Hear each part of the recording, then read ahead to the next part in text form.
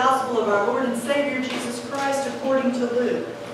Glory to you, Lord Christ. Jesus went on to tell the people this parable. A man planted a vineyard, rented it to some farmers, and went away for a long time. At harvest time, he sent a servant to the tenants so they would give him some of the fruit of the vineyard. But the tenants beat him and sent him away empty-handed. He sent another servant, but that one also they beat and treated shamefully and sent away empty-handed. He sent still a third, and they wounded him and threw him out. Then the owner of the vineyard said, "What shall I do? I'll send my son, whom I love. Perhaps they will respect him." But when the tenants saw him, they talked the matter over. "This is the heir," they said. "Let's kill him, and the inheritance will be ours." So they threw him out of the vineyard and killed him.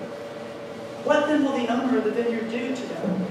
He will come and kill those tenants and give the vineyard to others. When the people heard this, they said, "May this never be."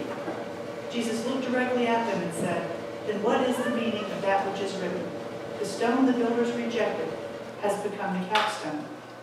Everyone who falls on that stone will be broken to pieces, but he on whom it falls will be crushed." The teachers of the law and the chief priests looked for a way to arrest him immediately, because they knew he had spoken this parable against them, but they were afraid of the people. The Gospel of the Lord.